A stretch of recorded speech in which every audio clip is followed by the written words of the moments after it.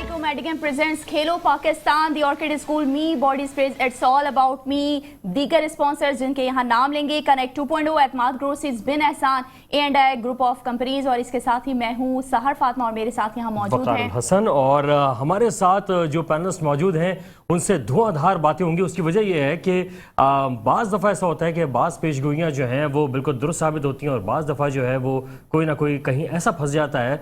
वजूहात क्या होती हैं, क्या टेक्निकल पॉइंट्स होते हैं, उस पर हम बात करेंगे। यानी PSL 8 का सिलसिला है और इस सिलसिले को हम मज़ीद आगे की तरफ बढ़ाएंगे क्योंकि मरहला अब उस मुकाम पर पहुँचते जा रहा है जहाँ पर टीम्स अब शॉर्ट लिस्ट हो रही हैं और वो टीमें वहाँ पहुँच रही हैं जहाँ पर कोई भी फातेह बनेगा तो वो ट्रॉफी उठाएगा। उससे पहले वो तमाम मराहिल तय हो चुके हैं जहां पर नंबर्स देने थे, जहां पर खिलाड़ियों की हमें जांचना था कि किस तरीके से वो खेल रहे हैं, उनकी टेक्निक्स क्या हैं। लेकिन अब वो खिलाड़ी सामने आए हैं, उभर कर सामने आए हैं जिन्होंने मुख्तलिफ सलाहियतें अपनी जो हैं वो सामने लेकर आए, चाहे वो बॉलर्स हों, बैट्समैन हों। उनमें बाज़ ऐसे खिलाड़ी हैं जिन्होंने वाज़े तौर पर इस बात का इजहार कर दिया है कि अगर उन्हें पाकिस्तानी टीम में जगह मिलती है उन नए खिलाड़ियों को तो वो बहुत कुछ कर दिखाने की सलाहियत रखते हैं। इस पर भी हम बात करेंगे। तारुफ कराता हूँ, हमारे साथ मौजूद हैं जनाब मोहम्मद असलम साहब और इनके साथ तशरीफ़ रखते हैं जनाब जावेद खलील साहब। आप लोगों का बेहद शुक्रिया। और सामने जो पैनलिस्ट हैं तारुफ करा दूँ, फरहान फरीद साहब हमारे साथ मौजूद हैं, इंजीनियर अमजद अहमद साहब हमारे साथ मौजूद हैं और जनाब फैज़ान बाखर साहब हमारे साथ मौजूद हैं। आप तमाम लोगों का बेहद शुक्रिया। और जो हम गुफ्तगू कर रहे थे PSL 8 की, उसमें बहुत सारे ऐसे मामला थे जहां पर हमारे जो नाजरीन हैं वो ये सोच रहे होंगे कि क्या इन लोगों को पहले से पता चल जाता है कि जनाब ऐसे मामला होने वाले हैं। क्योंकि मुल्तान सुल्तान के हवाले से कल हम वाज़े तौर पर ये बात क्या कर गए थे कि मुल्तान सुल्तान जो है वो जीत सकेगा और जगह आगे बनाएगा। लेकिन उसकी वजूहत क्या है? पेशावर भी बहुत अच्छा खेल रहा था, लेकिन पेशावर की वो पोजीशन क्यों नहीं हम समझ रहे थे या हमारे पैनल समझ रहे थे, इस पर हम बात करेंगे। फैज़ान बाखिर हमारे साथ मौजूद हैं। उन्होंने भी कहा था कि हमारे जो जीत का सहरा है वो जाएगा मुल्तान की तरफ, लेकिन उनसे हम ये बाद में पूछेंगे कि क्या उन्होंने स्टैटिस्टिक्स निकाले थे और किस तरह से उन्होंने इस बात को समझा था। फरहान फरीद की तरफ पहले चलते हैं, उनसे पूछ लेते हैं।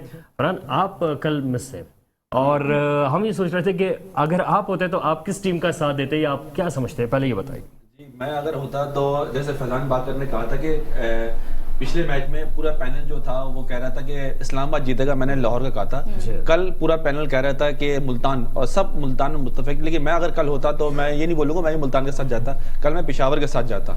उसकी वजह ये थी कि मुल्तान की टीम जो थी वो 4 मैचेस जो है वो शुरू के लीडिंग होने के बाद, जीतने के बाद फिर मुसलसल 4 मैचें हारी थी, तो वो बिल्कुल ही ऐसा था कि बाउंस बैक करने के बजाय वो डाउनफॉल जा रहे थे। तो वहाँ पर इनकी टीम जो है वो एक कम्बिनेशन टूट चुका था, डेविड मिलर भी नहीं खेल पा रहे थे और टीम जो है वो सिवाय एहसान उल्लाह के और अब्बास आफरीदी के और कोई इतना ज़्यादा अच्छा बॉलिंग भी नहीं कर पा रहा था। तो मैं कल जाता, लेकिन कल जो मैच हुआ है, कल मैं समझता हूँ कि शेमफुल बात है कि 240 रन लगातार दूसरी दफ़ा पेशावर ज़ल्मी ने बनाए। ये तो एक अच्छी चीज़ है कि बाबर आजम की कप्तानी में पेशावर ज़ल्मी ने 240 रन बनाए, लेकिन उससे ज़्यादा ये ख़राब बात है, शेमफुल बात है कि बाबर आजम की टीम ने 240 रन लगातार 2 दफ़ा बनवा दिए। बनाना आसान होता है लेकिन इसको बनवाना बहुत मुश्किल होता है। ये इसमें देखें, बाबर आजम पाकिस्तान के कप्तान है, इसमें जितने भी कप्तान खेल रहे हैं ना, अगर कोई गलती करता है तो उसको तो हम बोल देते हैं ठीक है यार ये फ्यूचर में इसको इस तरह की गलती नहीं करनी चाहिए, कप्तानी इसको अगर मिले तो इसको नहीं मिलनी चाहिए। लेकिन एक बंदा पाकिस्तान की कप्तानी कर रहा है, उसने भी 2 दफा गलती कर दी, तो इसका मतलब यह है कि वो पाकिस्तान को कप्तानी करने के लायक नहीं है। कि उसने 242 रन एक दफा बनाए, दूसरी दफा बनवा लिए, फिर बनवाए, फिर बनवा दिए। हालांकि अगर देखा जाए तो पेशावर ज़ल्मी के जो मुल्तान सुल्तान के बॉलर थे अनवर अली से कल शाहिद आफरीदी बहुत खुश हुए होंगे और इतना खुशी होंगे उनकी जो एक दाग था वो दाग साफ हो गया। दाग तो अच्छे होते हैं, लेकिन कल शाहिद आफरीदी से एक दाग हट गया। पिछले PSL में वो कोयटा से खेले थे तो उन्होंने 65 रन खाए थे, वो दाग सारी जिंदगी जा रहा था, लेकिन कल 66 रन खा लिए अनवर अली ने। लेकिन अनवर अली ने जो 8 गेंदों में 25 रन बनाए हैं वो बहुत वाइटल रन थे। और मुल्तान सुल्तान अगर कल का मैच हार जाती तो कोयटा के लिए एक अच्छी खबर होती, कोयटा बहुत खुश होता कि उसको सिर्फ आज मुल्तान सुल्तान को हराना होता और रन रेट की बुनियाद पर उसको पहुंचने के चांस थे। अब कोयटा के लिए मुश्किलात पैदा हो गई हैं। कोयटा को ना सिर्फ आज मुल्तान सुल्तान से मैच जीतना है, ये वो दोनों टीमें हैं जिन्हें पेशावर को 240 रन बना के ये दोनों टीमें ऊपर आई हैं आज। अब कोयटा के लिए कि आज इतनी बड़ी प्रॉब्लम है कि उनको जीतना भी है मैच और फिर पेशावर का और इस्लामाबाद के मैच का इंतजार करना है कि वो पेशावर अगर हार जाती है तो फिर पेशावर और कोयटा का क्या रन रेट बनता है।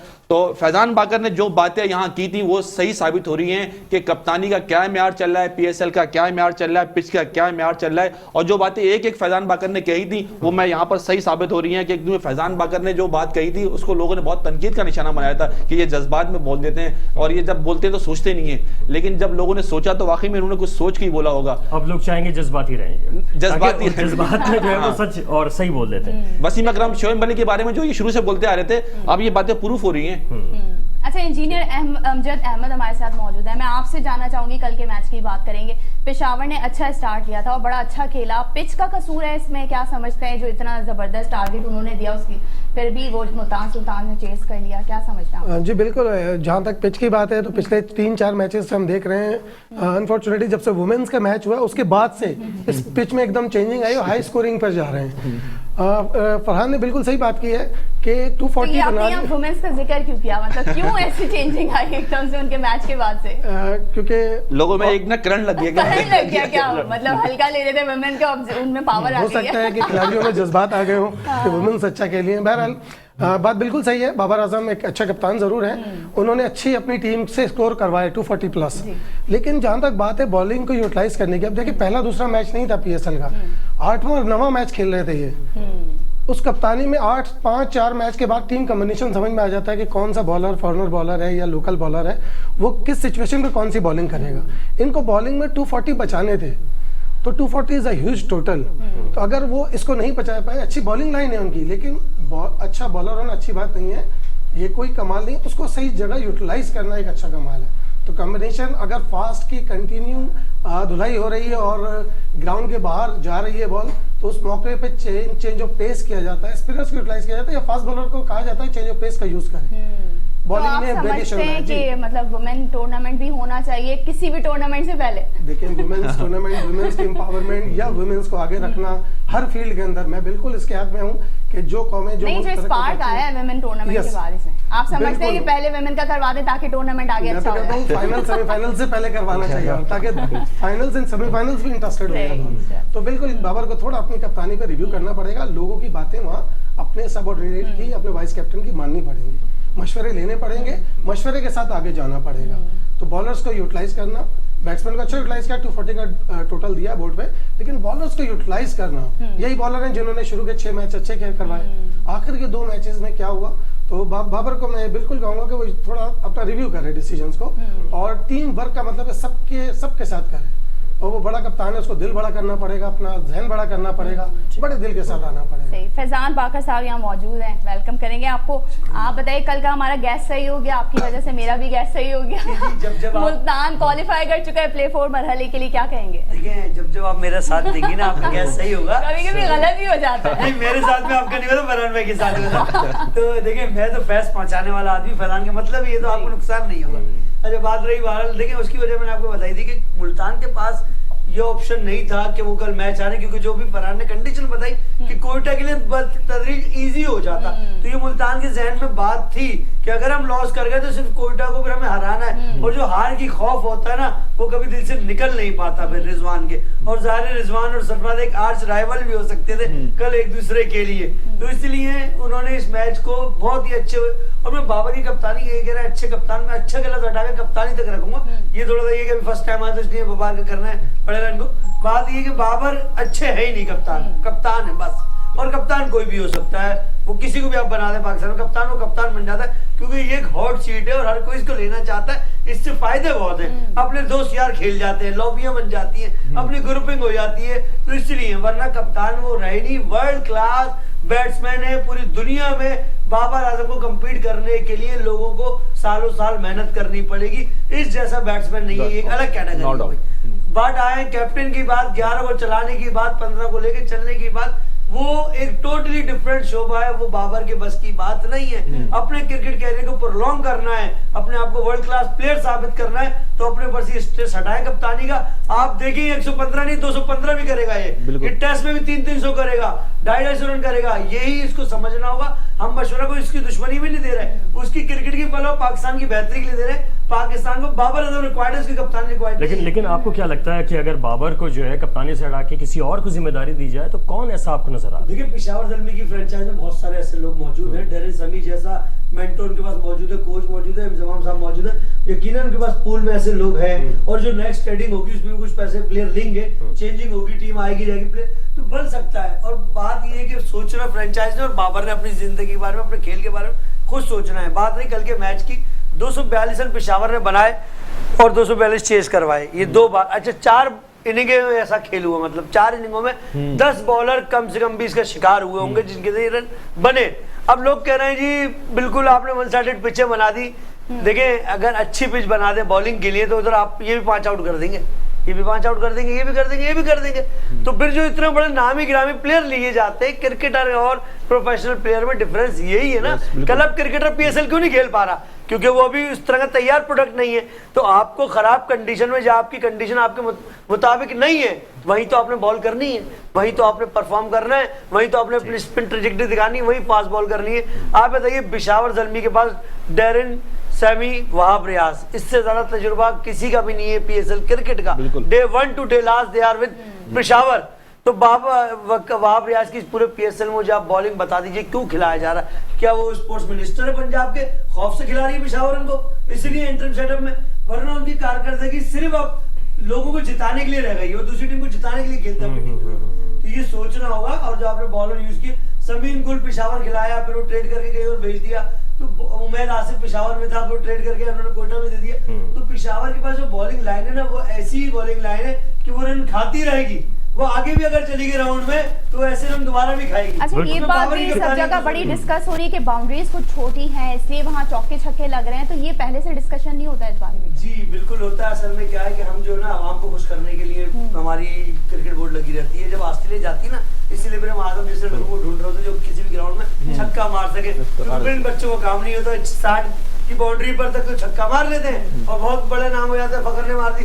वहां जाके फखर जैसा एक ने मारता है ऑस्ट्रेलिया में, या एक आध को सेटर जो ऑस्ट्रेलियन पिचेस को बाउंड्रीज को पार कर सकता है। बाकी हमारे बॉलर से बाउंड्री नहीं हो, बैट्समैन में बाउंड्री पार नहीं होती। ये सोचना होगा T20 क्रिकेट को मजे के लिए रखना है या T20 क्रिकेट से भी सीखना है। आप इस क्रिकेट से आप इधर 65-70 की बाउंड्री रखे, ताकि अब वो जो बॉलिंग पिच भी होगी ना, मुश्किल होगा बैटर को खेलना। फिर बॉलरों के लिए और बैट्समैन के लिए दोनों इक्वल होगा।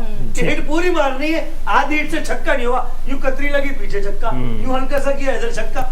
तो मतलब आपने तो 200 रन बनवाए, ठीक है अवाम, मगर ऐसा नहीं कि हर मैच में आप क्रिकेट के उसूल को इतना ज्यादा डिस्को डांस में ना ले जाए कि क्रिकेट की खूबसूरती खत्म हो जाए। चले, अच्छा मोहम्मद असलम साहब भी हमारे साथ मौजूद हैं और जावेद खलील भी हमारे साथ मौजूद हैं, इनकी तरफ भी आएंगे। लेकिन पहले हम जाएंगे, हमारे साथ मौजूद हैं group managing director Medicam group of companies Junaid Khalil Nainital वाला साहब। सर खुशामदीद कहेंगे आपको। जी thank you very much. Sir क्या कहेंगे, जो मैचेस चल रहे हैं वो तो अपनी जगह पे, सर कल के मैच के बारे में क्या आप समझते हैं कि मुल्तान सुल्तान के बारे में कहा तो जा रहा था, मुल्तान जो है आगे की तरफ निकल गया, पेशावर की परफॉर्मेंस सर क्या कहेंगे?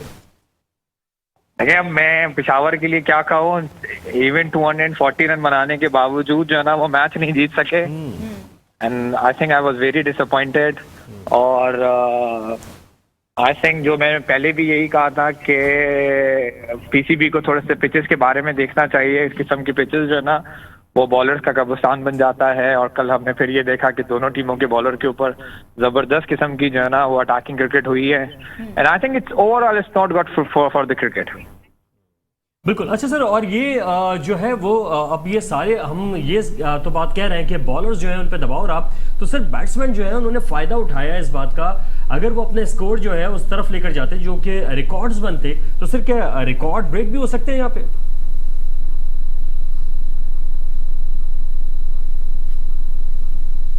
सर आवाज आ रही है सर?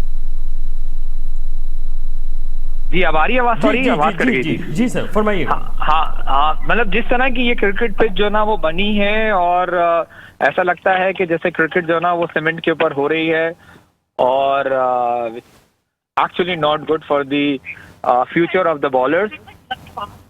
जी अच्छा जुनैद भाई क्या कहना चाहेंगे? बाबर आजम कैप्टेंसी छोड़ने के लिए तैयार नहीं है, मोहम्मद रिजवान रेस्ट करने के लिए तैयार नहीं है, अंदर से खबरें आ रही हैं कि उनको रेस्ट करने का कहा जा रहा है, फिर भी वो रेस्ट नहीं कर रहे हैं। देखिए बाबर आजम की परफॉर्मेंस जो है ना वो बिल्कुल ठीक जा रही है। आई थिंक खामखी हम लोग जो ना उनको क्रिटिसाइज कर रहे हैं और उनकी कैप्टनशिप को जो ना वो क्रिटिसाइज कर रहे हैं। ओवरऑल अगर आप देखें इस पिच के ऊपर, जब सामने वाली टीम 240 रन बना रही है और आप उसके ऊपर भी जो है ना 240 रन चेस कर रहे हैं, तो I think criticism should be on pitches rather than जो है ना आप क्रिटिसाइज जो है ना वो किसी बैट्समैन को या कैप्टन को या आप रिजवान को कर रहे हैं। तो सर ये जो पेशावर ज़ल्मी है, इसके जो बास खिलाड़ी हैं, खासतौर पे वहाब रियाज के ऊपर अभी बात आ रही है कि वो काफ़ी तजुर्बा रखते हैं पीएसएल का, उसके बावजूद पेशावर वो परफॉर्मेंस नहीं दे पाई, या इतना बड़ा टारगेट होने के बावजूद जिस तरह से शिकस्त का सामना करना पड़ा, तो सर कुछ बास खिलाड़ियों के ऊपर नजरसानी करना पड़ेगी। लेकिन नजरसानी अगेन आप क्या करेंगे, अगर देखें ब्लड से कि जैसे हमने लाहौर कलंदर का मैच देखा, दे स्कोर 220 रन और उसके बाद जो ना वो डिफेंड करने में वो कामयाब हो गए, 109-110 रन के ऊपर जो ना वो उन्होंने आपका ऑल आउट कर दिया। बट अगर हम इस तरह से देखें कल के मैचेस को, तो आई थिंक किसी के पास भी जो ना वो स्टैंडर्ड वाली बॉलिंग नहीं है जो इस किस्म के पिचेस के ऊपर भी जो ना वो रन जो ना वो डिफेंड कर सके। And I think it's horrible. जी ठीक। अच्छा सर अब आज जी फरहाद जुनैद भाई, पेशावर अगर ये पीएसएल देखें तो इसके अंदर 7 बॉलर हैं जो विकेट टेकिंग चल रहे हैं लीडिंग पे, उसमें 4 का ताल्लुक जो है वो लाहौर कलंदर से, जमान खान है, शाहीन आफरीदी हैं, हारिस है, राशिद खान है। और अगर बात करूं 3 बॉलर का ताल्लुक मुल्तान सुल्तान से, जिसमें जो है अब्बास आफरीदी है, एहसान उल्लाह है और ओसामा मीर हैं। तो ये 2 टीमें जो है वो बॉलिंग में जो है वो कर रही हैं, आगे हैं। बाकी 4 फ्रेंचाइज के पास इस क्लास की बॉलिंग नजर नहीं आ रही, और डोमिनेट करने के लिए आपको लाजमी है कि आपके बॉलर अच्छे हो इन पिचों के ऊपर, खास तौर पर जैसे फैजान ने बात की थी कि पिचे आपको मिलेंगी जैसे भी मिले, लेकिन आपकी बॉलिंग क्लास होनी चाहिए, वेरिएशन होनी चाहिए। और दूसरा ये कि बाबर आजम की जब बैटिंग एक्सपोज हुई जैसन रॉय के सामने, वो भी ओपनर थे, ये भी ओपनर थे, लेकिन उनकी क्लास जहां नजर आई, जिस तरह आजम खान बैटिंग कर रहे थे, उनके साथ जो है आसिफ बैटिंग कर रहे थे, तो आजम खान एक्सपोज कर दिया आसिफ को उन्होंने। तो वो क्लास जो जैसे रोसो ने कल बैटिंग दिखाई, कहते हैं कि ओपनर फिनिश नहीं कर पाता, और बाबर आजम बार बार ये बोलते हैं कि मैं ओपनर हूं, मैं फिनिश नहीं करूंगा, लेकिन यहां पर दिखाया कि ओपनरों ने फिनिश किया और दिखाया कि अपनी क्लास किस तरह होती है। अगर कोई बड़ी टीम का बड़ा खिलाड़ी, बड़ा ओपनर बनना चाहता है T20 में, तो अपनी स्ट्राइकिंग रेट को भी आगे रखना होगा। और बॉलिंग में इन चारों फ्रेंचाइजों के पास वो क्लास नजर नहीं आई। 7 बॉलरों में से 4 का ताल्लुक लाहौर से और 3 मुल्तान सुल्तान के। जी सर। देखिए, अगर आप मुझसे पूछें तो मैं भी बेसिकली जो ना अपनी बॉलिंग जो ना पहले मजबूत करूंगा, और उसके बाद जो ना वो खास तौर पे अगर पाकिस्तान के अंदर जो ना T20 हो रहा है, तो उसके बाद जो ना अपनी बैटिंग की तरफ जो ना तवज्जो दूंगा। और लाहौर ने भी जो ना वो एक्चुअल में यही किया, उनके पास शाहीन, राशिद खान जैसे जो ना वो एक्स्ट्रा ऑर्डिनरी जो ना वो बॉलर जो ना वो मौजूद हैं, जो बेसिकली किसी भी टाइम के ऊपर, जैसे हमने देखा भी जिस वक्त उनकी बैटिंग लाइनअप कोलैप्स हुई 148 रन के ऊपर, तो वो फिर भी जो ना वो डिफेंड करने में कामयाब हो गए। जहां तक सवाल बाबर आजम का रहता है, I think we are criticising him too much. और देखिए, अगर T20 में उसकी टीम का स्कोर 240 रन हो रहा है, तो बीइंग अ बैट्समैन उसने अपनी जिम्मेदारी जो ना वो पूरी कर दी। और उसके बाद अगर हमारे बॉलर्स उसको डिफेंड नहीं कर सकते, तो I think the criticising should be on the bowlers rather than criticising Babar Azam. अगर हमें वहाब रियाज को क्रिटिसाइज करना चाहिए कि इतने अरसे से क्रिकेट खेलने के बावजूद जो ना वो इतना बड़ा स्कोर जो ना वो डिफेंड नहीं कर सके, तो आई थिंक समटाइम्स हम थोड़े से अनरीजनेबल हो जाते हैं, और शायद इसी वजह से हम बाबर आजम के जो ना वो खिलाफ जा रहे हैं। जी जी बिल्कुल ठीक। यहाँ पर हम शुक्रिया अदा करेंगे जुनैद भाई, आपका आपने अपना कीमती वक्त इनायत फरमाया, आपका बेहद शुक्रिया। Group managing director Medicam group of companies Junaid Khalil Nainital वाला साहब हमारे साथ मौजूद रहे। और एक छोटा सा ब्रेक है, ब्रेक के बाद वापस आएंगे तो जो हमारे पैनलिस्ट हैं, दीगर लोग हैं, उनसे भी बात करेंगे, हमारे साथ रहे। प्रोग्राम के हिस्से को आगे बढ़ाएंगे और बात कर रहे थे हम PSL की, और क्या अगर मगर का चक्कर अभी भी कोयटा के साथ बरकरार है, या कोयटा उसको हम समझें कि वो PSL से आउट हो चुका है और अब उसे भी टाटा बाय बाय करके घर की तरफ रुख करना होगा। इस पर हम बात कर लेते हैं मोहम्मद असलम साहब से। मोहम्मद असलम साहब, क्या लग रहा है आपको, आज एक अहम मैच होने जा रहा है कोयटा का और मुल्तान का, क्या मुकाबला कैसे दिखने जा रहे हैं? देखिए, जो रिकॉर्ड बता रहा है जो प्रीवियसली उसमें तो मोस्ट डेफिनेटली जो है मुल्तान फेवरेट्स हैं। बहुत मुश्किल है कोयटा का कमबैक करना, लेकिन इट्स क्रिकेट, T20 क्रिकेट तो बहुत ही अनप्रेडिक्टेबल क्रिकेट है, कोई भी जीत सकता है। तो इट्स ऑल डिपेंड के शुरू के 4 ओवर और किसी भी एक आदमी का आके एकदम से जो है फ्रंट पे खेलना, 2-3 ओवर्स में क्विक जो है रन्स करना, it can make huge difference. तो most definitely as the record says हम ऑफ कोर्स मुल्तान के साथ जाएंगे। मुल्तान के साथ जाएंगे। अच्छा, कहा यह भी जा रहा है अभी जैसे हमारे पैनलिस्ट हैं बात कर रहे हैं कि मुश्किल ज़रूर है, लेकिन अगर कोयटा जो है वो अच्छे मार्जिन से जीत जाता है तो क्या आपको लग रहा है पिछले मैचेस में कुछ अच्छी कारकर्दगी भी दिखाई है? लेकिन कोयटा को अगेन द पेशावर और कोयटा के बीच में जो है और रन इट डिपेंड्स ऑन के किसका रन रेट बेहतर है। तो बहुत ज़्यादा जैसे कि फिजान भाई कह रहे थे कि रन रेट में कोयटा को अगर बीट करना है पेशावर को तो आज बहुत अच्छे बेहतर मार्जिन से उनको जीतना पड़ेगा, जो कि मेरे ख्याल से, क्योंकि देखिए मैच भी जीतना है at the same time simultaneously आपके ऊपर प्रेशर गेम है। ऑफ कोर्स प्रेशर के साथ आपको रन रेट भी मेंटेन करना है। जब आप दोनों चीज़ें एक साथ जो है देख रहे होते हैं तो ज़्यादा प्रेशर हो जाता है, मुश्किल हो जाता है सम टाइम ऐसी सिचुएशन में जीतना। बिल्कुल। अच्छा जावेद खलील भाई, आपको क्या लग रहा है कि इस वक्त बात यह है कि मुल्तान की परफॉर्मेंस के बारे में हम वैसे ही कह रहे थे कि वो अच्छा खेल रहे हैं और जिस तरह की परफॉर्मेंस उन्होंने दिखाई है, क्या कोयटा के ऊपर उसका भी प्रेशर होगा या आपको लगता है कि अब उन्हें लगता है कि बस अब छक्के और चौके ही लगाने हैं? यहाँ पर की टीम खेल रही है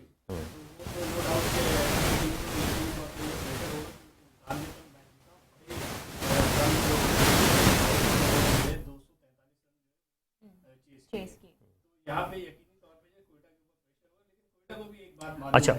अच्छा, चल आपके पास दोबारा से मैं आता हूँ। फरहान भाई, ये फरमाइएगा कि इस वक्त रोले रोसो की बात करते हैं। रोले रोसो जो है उन्होंने रिकॉर्ड ब्रेक कर रहे हैं और तमाम खिलाड़ी हम देख रहे हैं कि अच्छी परफॉर्मेंस दे रहे हैं, इनकी भी अच्छी परफॉर्मेंस है। तो क्या कहेंगे, काफ़ी रन इन्होंने स्कोर कर लिए कल, और क्या वजूहात क्या लग रही है? बॉलर्स की नाक़िस कारकर्दगी, पिच का मामला है या उनकी अच्छी बैटिंग? देखिए, अगर मैं बात करूँ कोयटा की रिलेटेड, वो ऐसी टीम है कि जो ऐसे खिलाड़ी को छोड़ देती है। रेलवे रसो ने पीएसएल में जब पहली सेंचुरी बनाई थी तो कोयटा की नुमाइंदगी कर रहे थे। तो कोयटा की टीम में जब आजम खान खेल रहे थे तो जब फिर दोबारा कोयटा के खिलाफ जिस तरह बैटिंग कर रहे थे, तो कोयटा की टीम में साइम अयूब जब यहाँ खेल रहे थे, पहले कोयटा में थे, तो कोयटा ऐसे लड़कों की कदर नहीं करती और रिलीज कर देती है। तो जो इनिंग उन्होंने खेली है पीएसएल की तारीख की, जो है वो फास्टेस्ट सेंचुरी बनाई है। और ऐसे मौके पर 240 रन 42 रन आपके सामने हो और आपके पास मैच भी जीतना हो, और आपने जैसे फैजान ने कहा था कि कोयटा मुल्तान ने सारी कश्तियां जलाई हुई थी और हार का सोचा ही नहीं था, क्योंकि उन्होंने इस मैच को आखिरी समझ के खेला था। और जिस अंदाज से रोसो ने बैटिंग की, मैं समझता हूं कि साउथ अफ्रीका की जो क्रिकेट बोर्ड है वो भी सोच रहा होगा कि उनको दोबारा T20 में लेके आया जाए, क्योंकि साउथ अफ्रीका से भी क्रिकेट खेलते हैं वो। और यकीन तौर पर आज जो ताकड़ा होने वाला है, जसवंत राय एक तरफ है जिन्होंने 145 रन की नहीं खेली, और रेडी रोसो वहां पर है जिन्होंने 121 रन की नहीं खेली, और दोनों ने पेशावर के खिलाफ 240 से बढ़कर टारगेट चेस किया।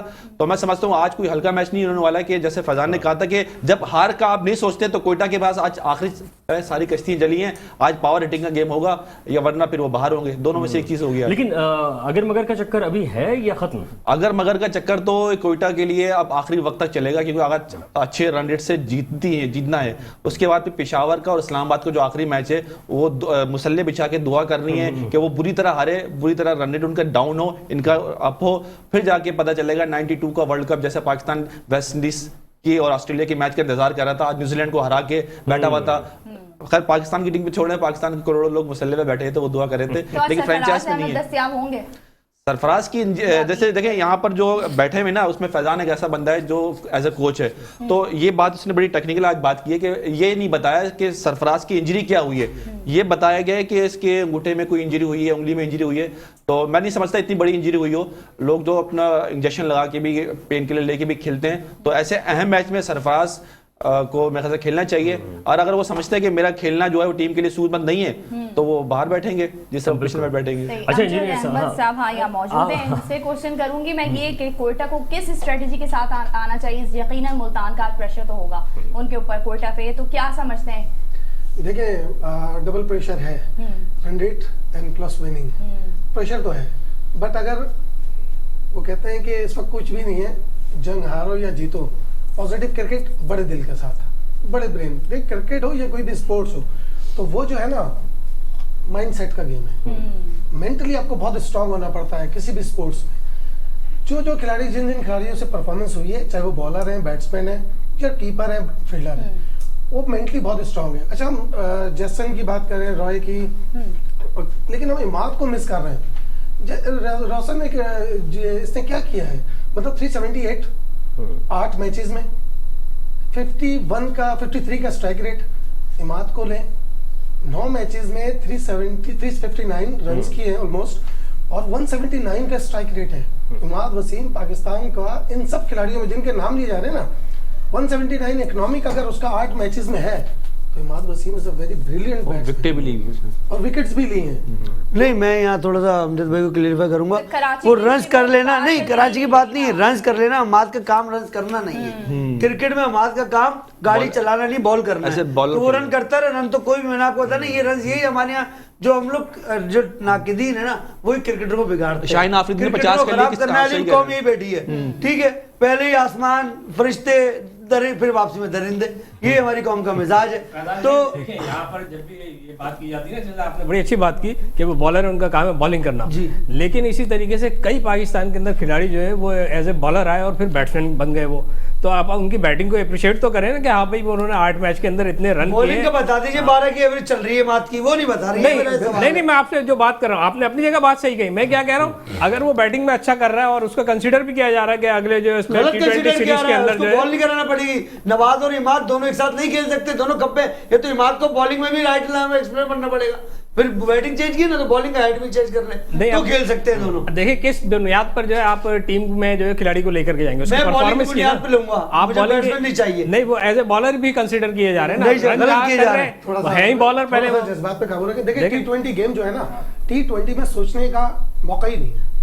नहीं, ये किसने कहा? बिल्कुल सोचने का मौका नहीं है। मतलब फिर ब्रेन निकाल दे दिमागों से। नहीं, ऐसा कुछ सिचुएशन नहीं, इमाद इलॉजिकल बात है। गलती जो है वो आपको जीता हुआ मैच हरा देती है, बिल्कुल आप सही कह रहे हैं। यूटिलिटी प्लेयर है, बॉलिंग भी कर रहा है, बैटिंग भी कर रहा है, फील्डिंग में भी ब्रिलियंट है।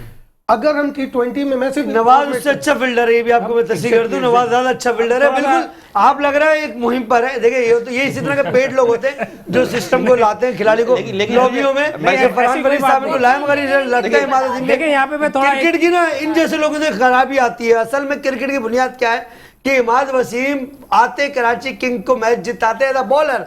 जिस मैच में पहला मैच निकाल लेते TKC 3 छक्के 1 ओवर में बाहर खाए पहले ही मैच में, ठीक है। TKC ने मारे, राइटी के आगे बॉल नहीं हो रही, लेफ्टी के आगे तो पनाह मांग लेंगे, बुरखा पहन लेंगे। खान साहब की तरह इस्लामाबाद की लॉबी चल रही है, तो बात है वैसे वो आ जाएंगे, इनको कहने की जरूरत थी। शकील उनके अब्बू आ चुके हैं क्रिकेट बोर्ड में, वो वैसे ही ले आएंगे बात को, आपको इतनी परवाह करने की जरूरत नहीं, ना आपको उनसे कोई फायदा मिलना, पेटी नहीं आएगी।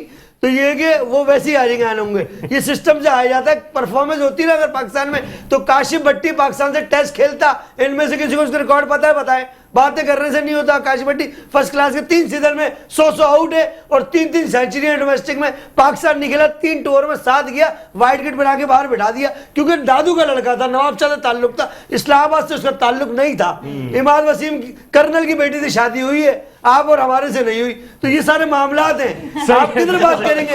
ये आगा 359 रन, ये कैसे हो सकता है? ये अभी इंजीनियरिंग का भी कहा कि किस तरह से इंजीनियर साहब इंजीनियरिंग कर सकते हैं इसमें। सर क्या इंजीनियरिंग हो सकती है इसमें, ये बताइए। देखें अभी जो जितनी बातें हुई ना यहाँ, जैसे उन्होंने बात की थी कि वीमेन क्रिकेट के बाद जो है वो एकदम बूस्ट हो गया, तो वहाँ वीमेन क्रिकेट ने जो है जलती पे तेल का काम किया था।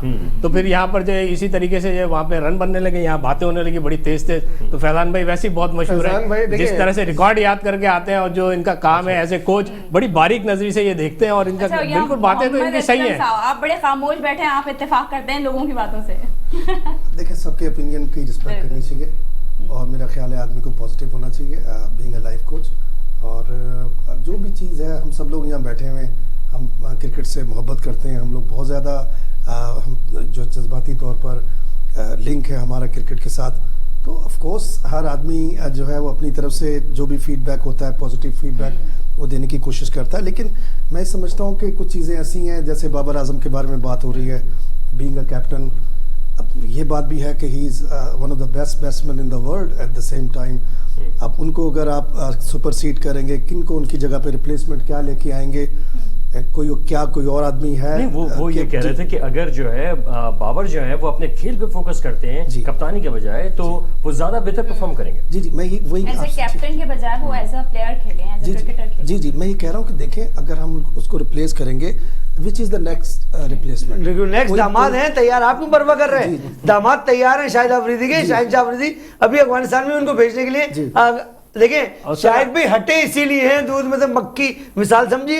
ये जो चेयरमैन का होता है ना, उन्होंने छोड़ा कुर्बानी दी है दामाद के लिए, कोई नहीं छोड़ता हॉट सीट। आप कहते हैं बड़ा गेम है पाकिस्तान में, हम सिर्फ जलते रहेंगे खून की तरह, ये क्रिकेट में ग्रास रूट में मेहनत करते रहेंगे, ये बोलते रहेंगे, मगर काम उन्हीं के होने, पूरी 22 लोगों के। बात तो आप सही कर रहे हैं, लेकिन आपने ही अंदर की खबर दी थी कि बाबर को हटा करके शाहीन को कप्तान बनाया जा रहा है जी। लेकिन क्या शाहीन आफरीदी की जो है कप्तानी आप समझते हैं कि इस तरह की नहीं है कि उसे पाकिस्तान की जो है कप्तान बनाया जाए, उसे नहीं बनाया जाए, मगर मेरा एक क्राइटेरिया होता है कि जैसे कि एक शेफ खाने को, गोश्त को एक हद तक पकाना लाजमी है, इसको स्टीम देना, तो खिलाड़ी को भी एक भाप देना एक टाइम तक जरूरी है। हमारे क्या होता है, आया नहीं, छाया नहीं और पाकिस्तान में पहुंचाया नहीं, उसके बाद वो जल के वापसी आ जाता है। ये कह रहा हूं, देखिए हमें तो ये कि एक टाइम तक उसको दे। पीएसएल का एक सीजन जिताया, उसमें पूरी कमांड थी, खाली शाहीन शाह खड़ी थी, अकेले लाहौर के अंदर नहीं जिता दिया। अगर ऐसा ही है तो ये साल कंटिन्यूटी करके दिखा दें, फिर मैं कहूंगा कि जी बुलंदी पहुंचना महारत नहीं है, उस बुलंदी पर कायम रहना तादेर महारत है।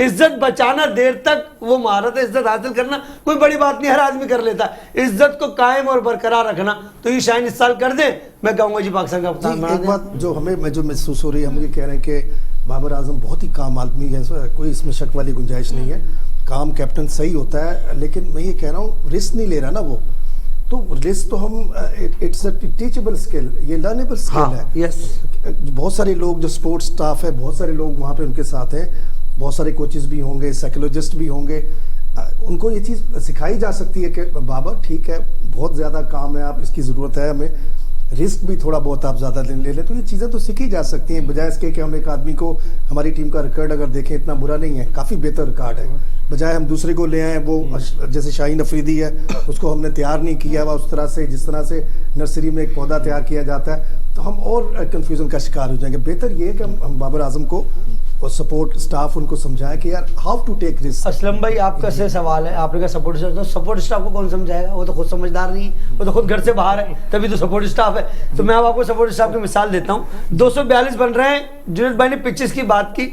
मैं जुनैद भाई के वैसे सारे बातों के बिल्कुल सहमत करता हूँ, मगर इस बात से मैं पिचेस खराब होने पे तो बॉलर, अब दुबई में अगर वर्ल्ड कप हो गया T20 का, तो इसका मतलब बॉलर खेलने काबिल ही नहीं, वहां तो होती बैटिंग पिचेस है, तो क्या मतलब ऐसे बॉलर को नहीं खिलाना चाहिए? सर वही तो महारत है, जहां कहते हैं जिस दौर में जीना मुश्किल है, उस दौर में जीना लाजिम है।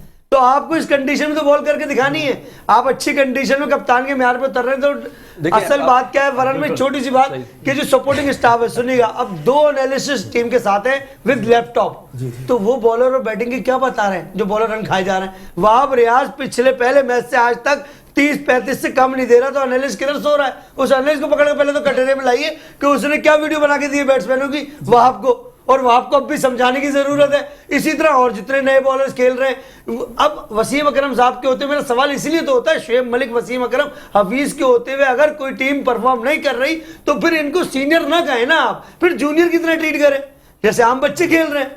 सीनियर तो ये होता है लीड फ्रॉम द फ्रंट। तो ये जो सपोर्टिंग स्टाफ है सिर्फ तनख्वाहें, देखिए मालिकान से दोस्तियां हैं, मिले हैं, घी ऑयल है, घर चल रहा है, सिस्टम है, दैट्स इट बस।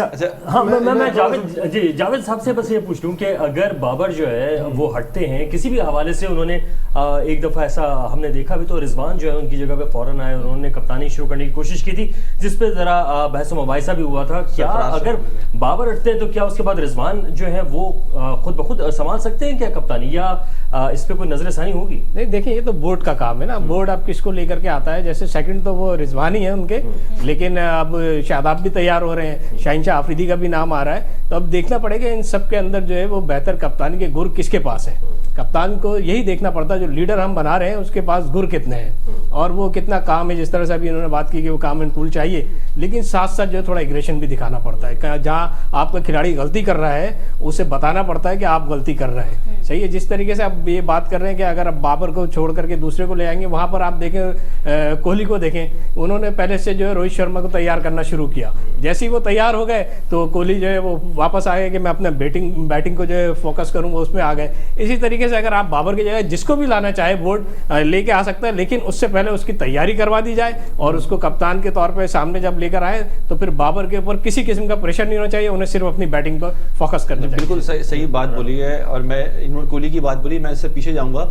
महेंद्र सिंह धोनी जब कप्तान थे तो उन्होंने अपनी एज ए कप्तानी में विराट कोहली को तैयार किया और वो 2011 का वर्ल्ड कप टीम को जितवाने के बावजूद 2019 का world cup as a player खेले अपनी टीम में, और टेस्ट मैच में पीछे हट गए तो ये कुली कप्तान तैयार हो गया। और उन्होंने अपने दौर में एक विकेट कीपर भी तैयार कर लिया, पंड को तैयार किया, और दिनेश कार्तिक भी खेलते रहे, वो बीच बीच में रेस्ट करते रहे, उनकी एक अंडरस्टैंडिंग थी और खिलाड़ी को तैयार कर रहे थे।